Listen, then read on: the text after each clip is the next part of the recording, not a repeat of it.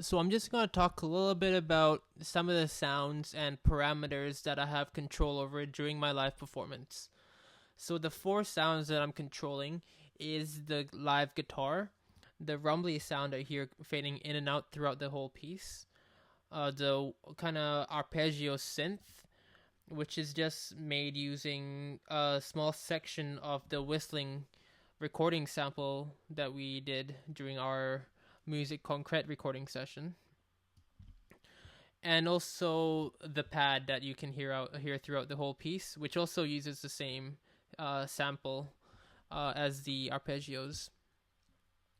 Um, and up top here we have the effects, uh, which are already prearranged, so I don't have control over them during my live performance. But these are all just sounds that we used in our music concrete recording session again, like the skateboard wheel spinning, the leaves, the key sounds.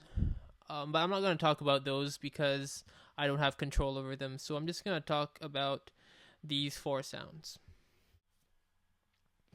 So the first thing I'm going to talk about is the live guitar. So I'm just going to select the envelope of the volume of this live guitar. This is just the same recording that you saw me do in that live performance. And I actually have this volume control assigned to one of the knobs on my MIDI controller, as you can see here. So it's assigned to this knob. And it starts off at negative infinity, which is the reason why you couldn't hear this guitar riff when I played it in the beginning.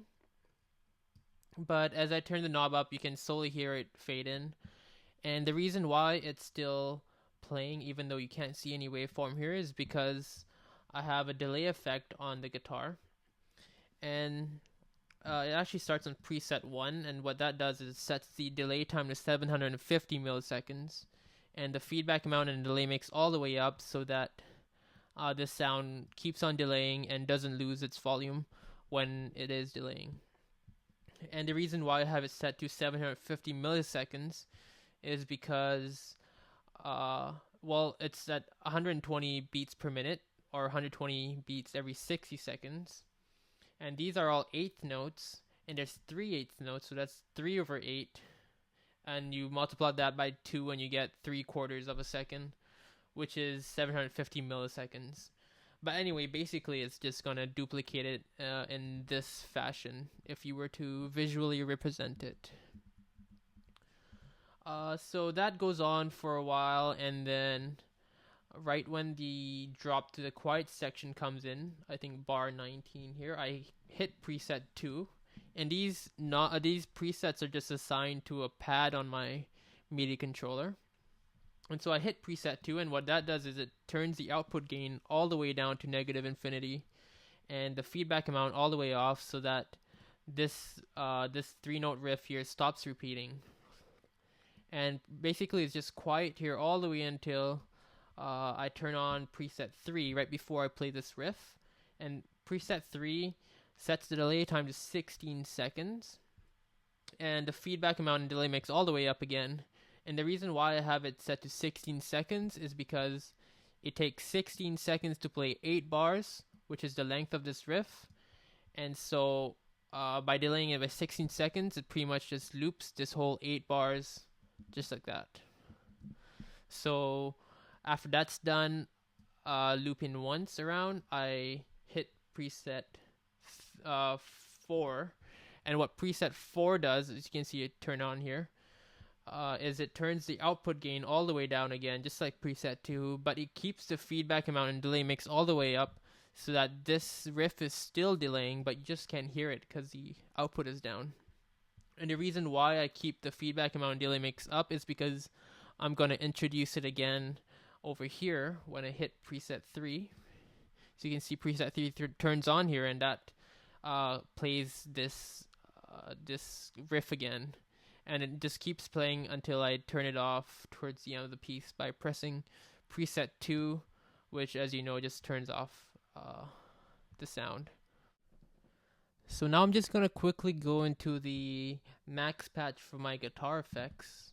And we're just going to go into the patching mode here and lock it so that it looks cleaner.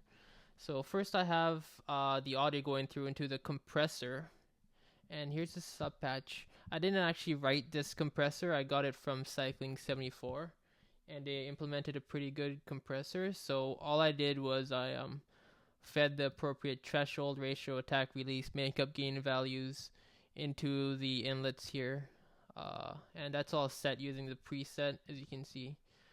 It sets negative 1.5 into threshold, 1.8 into ratio, etc. And then the compressor goes into the delay. It also goes into the output. And the reason I have it actually go to the output as well is because I can't hear my guitar until the delay kicks in. It's just a problem that I had when I was messing around with this patch. Anyway, so the delay, if I open this sub patch here, just pretty much uses a tap in and tap out object of max. And I have the tap in set maxed at 16 seconds, which is the maximum delay time that I used in my piece. And the tap out, that value doesn't really matter because it's being replaced by the delay time that I set here. And so that goes in, actually I have this feedback sub patch, which is just an experiment that I made where I used a one pole object so I can filter the delayed sound using this feedback filter here, and that amount is sent into the frequency that I wanted to filter out. I didn't really use that. I just set it to 110. You can barely hear the filtered delay sound. And then the delay mix goes into this leveler subpatch here. It's sent and received here, and I just do some math to calculate the volume of the delayed sound, which is pretty much at max throughout the whole piece. So anyway, that's the delay, and then that goes into the output, and I just have the live.gain object here, and I also use live.dial so that I can control these knobs on Ableton Live and MIDI assign them, because I can't do that with gain tilde and Max's dials. So that's the guitar effect patch. So by the way, I have actually control over the reverb as well, and I just used Ableton's built-in reverb and assigned the dry and wet to one of the knobs on my MIDI controller, but I didn't really mess around with it, just a little bit around this area here. So the next sound that I'll talk about is this rumble sound you hear coming in and out throughout the piece. I've actually just used Ableton's built-in auto filter and assigned the frequency to filter on one of the knobs again on my MIDI controller, and you can just see me messing around with it throughout the whole song. That's pretty much it for that. The next one is this arpeggio sound. So for this, I've actually built a filter on max and assigned the filter to another knob and played around with that throughout the song as well. So we're just gonna go take a look into the max patch of this filter here. Alright, so I'm just gonna go into the patching mode, and everything kind of looks really complicated, but basically I have control over the frequency I want to filter over here, the Q factor, or I guess this is actually the resonance, and the high pass resonance and low pass resonance, and I have control over the low pass and high pass ranges, which I didn't really use. And also there's a dead zone here, which basically means when the filter is within the range of the dead zone, the output is clean, regardless of the Q factor. And what these objects do is just scaling the values of these knobs before passing it into this subpatch called filters here. And inside this subpatch, I'm just using the state variable filter, which was an algorithm made by Hal Chamberlain.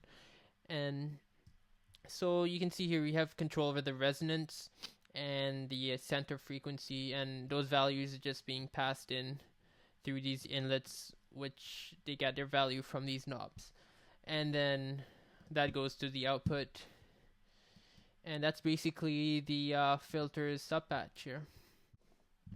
So I actually have both my arpeggio synth and the pad, and this pad that's introduced in the beginning here, are both using the filter patch that I made. But for this pad here, I actually have presets assigned to it. So it starts off with this preset number 1, and that sets it to a low pass filter, so it sounds really deep when the intro comes in. And throughout the intro, I'm controlling the filter to come up slowly here, allowing some of the high pass and high frequencies to pass through. And right before this drop, I hit the second preset, and that gives it a more high pass filter and sets the resonance all the way up here. And I actually have these presets assigned to another pad on my MIDI controller, and I hit that preset 2 pad along with the preset 2 pad for the guitar effect at the same time. That's for that section here, and this goes on with a high pass filter for quite a while until I reach this arpeggio section here, where I hit the first preset again to give it that low pass, so you can see it turn on here. And it's set at a low pass filter until the end of the piece. So that's pretty much all the controls I have during my live performance.